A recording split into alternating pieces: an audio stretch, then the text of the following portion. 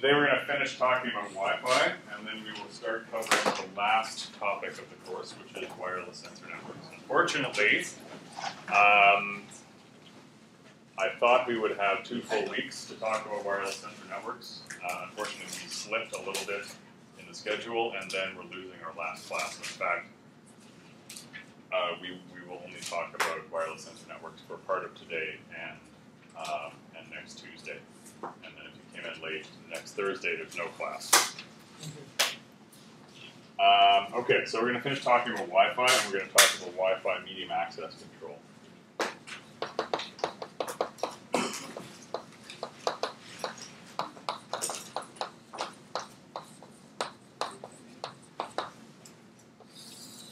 So,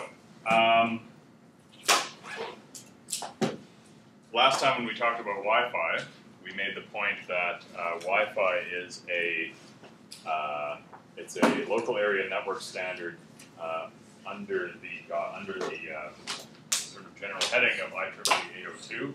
IEEE 802 is the collection of local area network standards such as Ethernet, token ring, things like that. Local area network standards only specify the bottom 2 layers. So last time we talked a little bit about the physical layer in Wi-Fi. We talked a bit about the architecture of Wi-Fi. Now we're going to talk about the second layer, medium access control. And we're only going to say a little bit about this. So the basic principle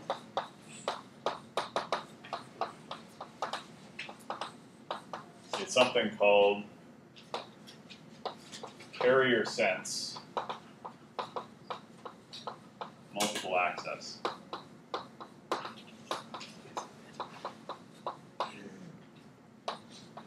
With collision avoidance.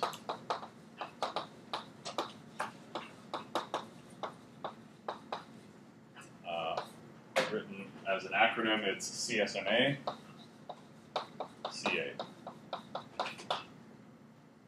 So this is basically, if you think about the way Ethernet does this, it's kind of the same idea. So what Ethernet does is each station listens to the line, and if the line is free, then you can transmit, and if the line is busy, then you cannot transmit. So something similar happens here.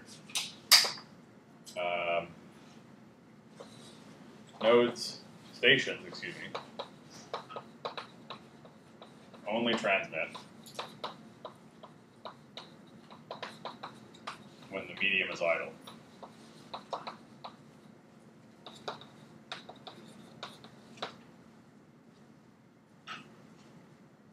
Now there are some extra details in CSMA-CA.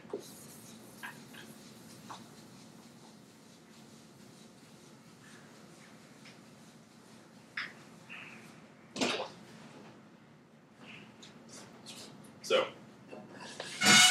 once the medium is idle, what happens is there's a short extra waiting time. That short extra waiting time serves 2 purposes. Firstly, there's a short gap that you're supposed to wait if you have low priority traffic, and that allows someone else to jump in with high priority traffic. Secondly, there's an additional waiting time that's governed by what's called a back-off timer, and that's so that not everybody doesn't jump in at once to transmit as soon as the waiting time expires. So, once the medium is idle,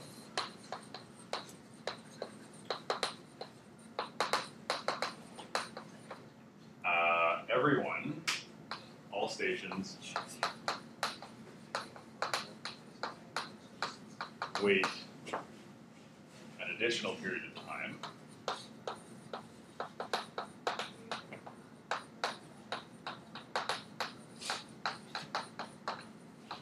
called DIFS.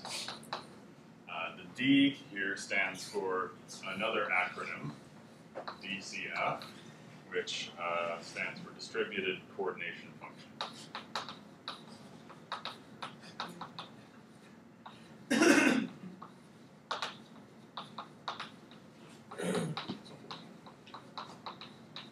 And and IFS is interframe spacing.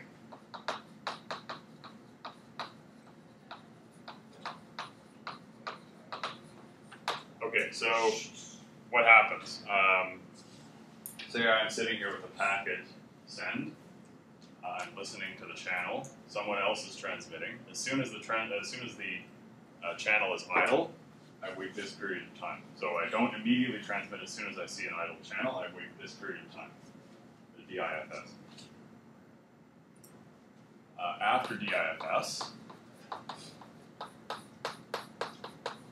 every node selects a random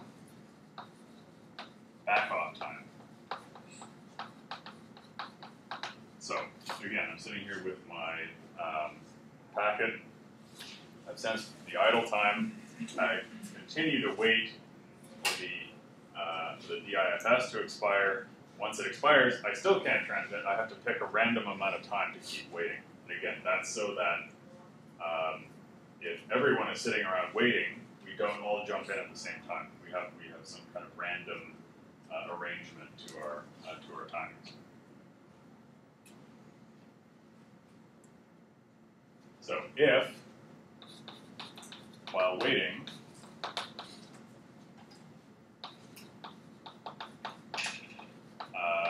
another node starts transmitting,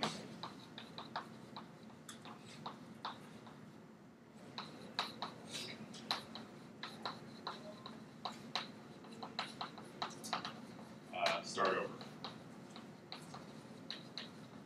So in other words, I'm sitting here with my packet, I send the channel, channel's idle, I wait the IFS, I select my random time, and that starts, the clock starts ticking down on that, and while that happens, I detect that the channel's in use again, I go back to the start.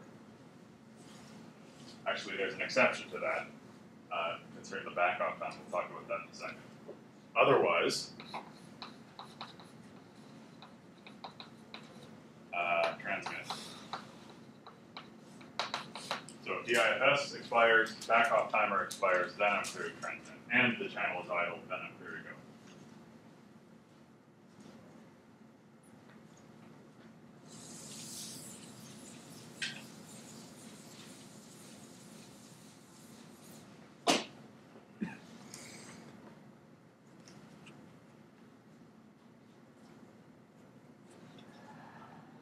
So your figure looks a bit like this.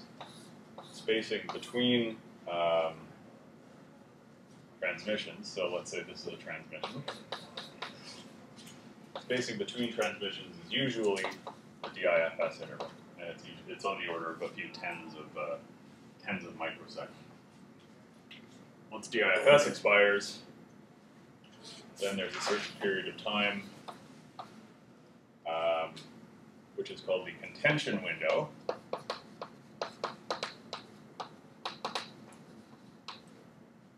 And this will last,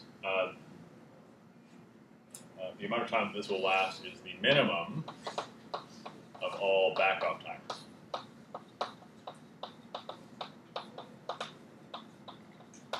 So in other words, let's say there are 3 stations waiting to transmit while the channel is idle over here. They all wait DIFS. Let's say once DIFS expires, one station selects 10 microseconds to wait, one selects 15, and one selects 20.